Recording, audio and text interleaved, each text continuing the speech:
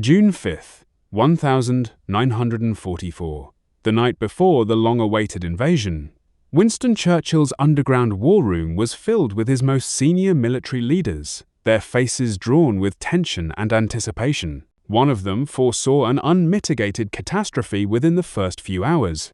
Another anticipated victory, but only through a staggering toll of human lives. The third, however, shared a revelation so unexpected and profound that it left Churchill silent, his usual sharp wit momentarily dulled. What he disclosed would reshape everything they believed about the operation. His words were so startling that several of the assembled officers dismissed them outright. Yet, by sunrise, the truth of his insight would become undeniable, and they would all grasp why his judgment was correct. The war room, deep beneath Whitehall, was lit by dim bulbs casting long shadows across the walls. Maps of northern France covered nearly every surface, pinned with red and blue markers indicating troop movements, landing zones, and enemy fortifications. It was late evening, and the air was thick with cigar smoke and anxiety.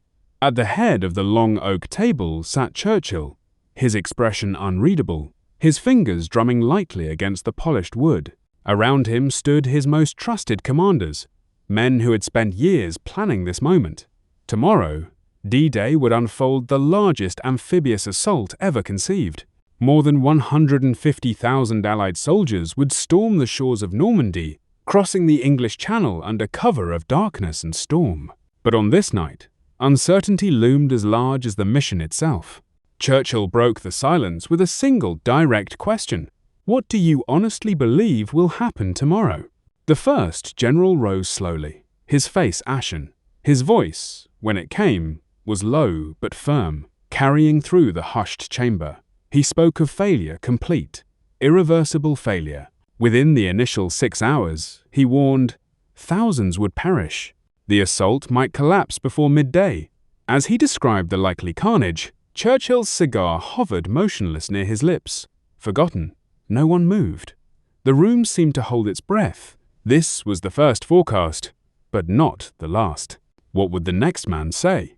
General Alan Brooke, Churchill's chief of staff, was a veteran of decades of conflict, a man who had witnessed war's horrors firsthand. His hands trembled slightly as he addressed the group.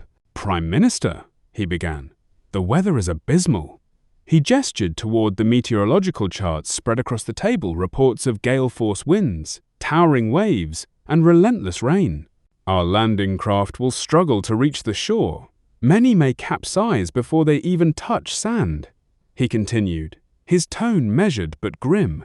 "The enemy has 50,000 troops stationed along those beaches.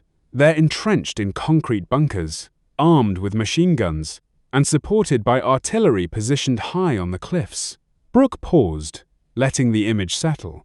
Then he delivered the numbers cold, unflinching. "We will lose at least 10,000 men in the first wave, possibly more. Bodies will be swept ashore before the living even set foot on land." A murmur passed through the room. Some officers shifted in their chairs, others nodded in grim agreement.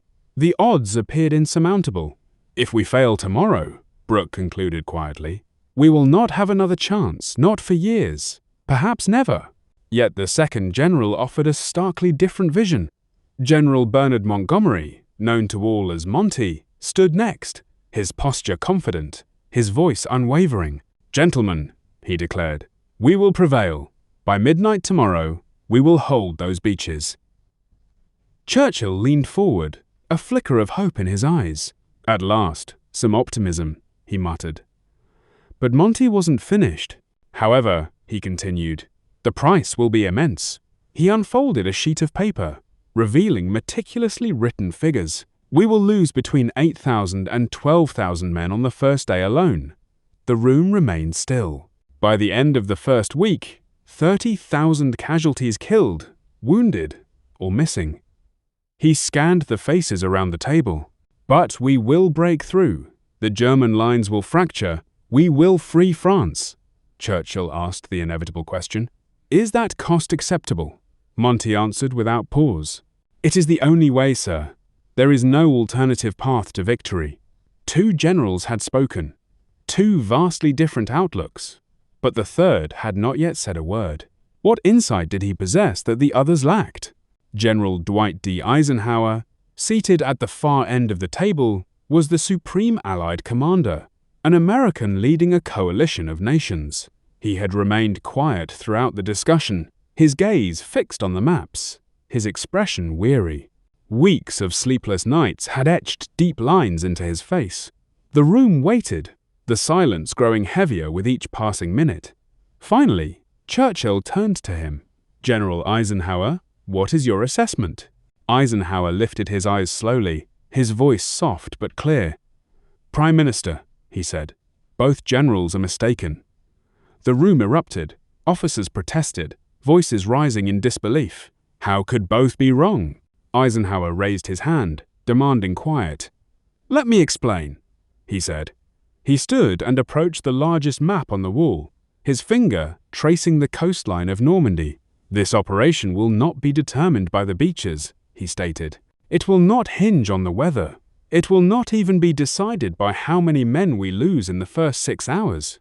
All eyes followed him, drawn in by his calm certainty. "This invasion," he continued, "will be decided by something else entirely, something beyond our control, something the Germans do not yet comprehend." He turned to face the room, his expression grave. "Gentlemen," he said, "D-Day will succeed or fail based on a single factor: Hitler's judgment." Confused glances swept across the table. "Hitler's judgment? What judgment?" Eisenhower explained. "At this moment, Hitler has massive armored divisions, Panzer units, his most elite forces held back deep inland." He pointed to locations on the map, far from the coastline. "If Hitler sends those tanks to the coast within the first 12 hours, we will be overwhelmed. Our troops will be pinned on the beaches. They will be annihilated." Churchill's face flushed with alarm. "Then why are we proceeding at all?" he demanded. Eisenhower smiled faintly, the first sign of warmth all night. "Because, sir," he replied, "Hitler will not send them."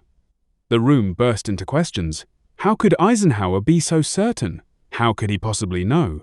"Because," Eisenhower answered, "we have been deceiving Hitler for months, and he has believed every lie. This revelation altered everything." What deception had they orchestrated? Eisenhower revealed the most audacious ruse in the history of warfare, Operation Fortitude.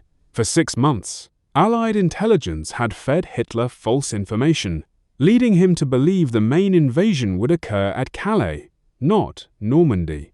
They had fabricated entire armies, created phantom divisions, and staged elaborate illusions.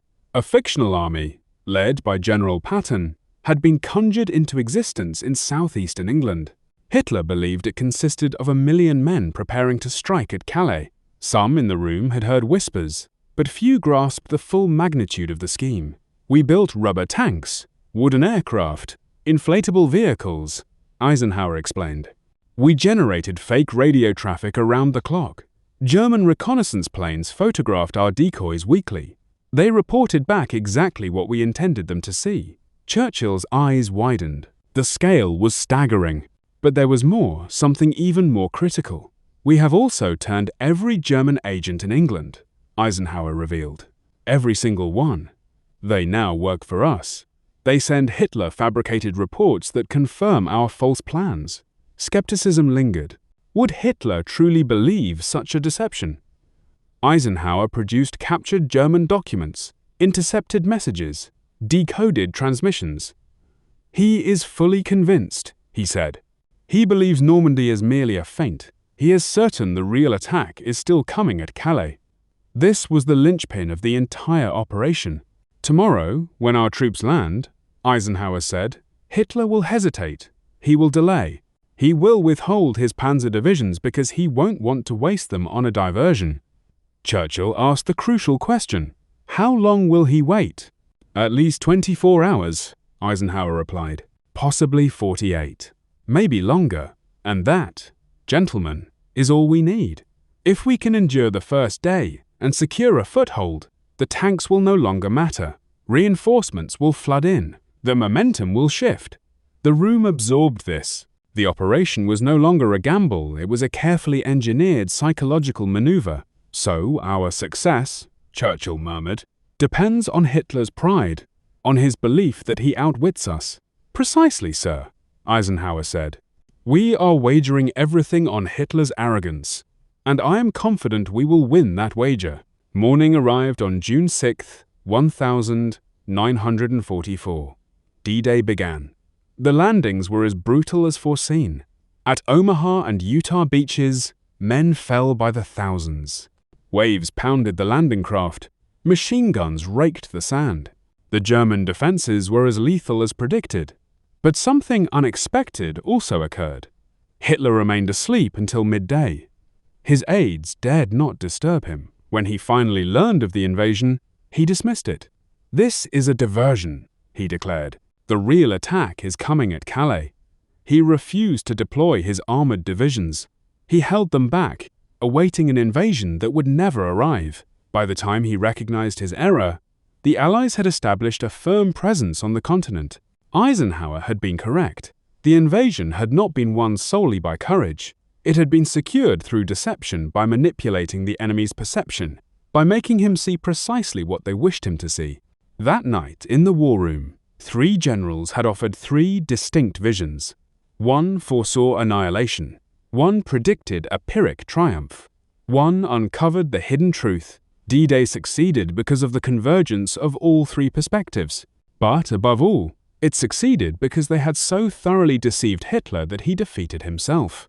The greatest military operation in history had been won by the most elaborate lie ever constructed. Churchill's reflections on D-Day continue to resonate today. The statements made by his generals before the invasion exemplify leadership under extreme pressure. The words of Eisenhower and Montgomery in the days leading up to D-Day demonstrate how strategy, psychology, and bold decision-making can alter the course of events. Churchill's insights into leadership and war reveal that battles are won not just on the field, but in the mind. His speeches before D-Day affirmed the power of words to inspire and direct. Yet the motivational quotes of his generals before the assault remind us that courage without preparation is mere recklessness, and strategy without deception is simply wishful thinking. Together, through vision, sacrifice, and cunning, they reshaped the world.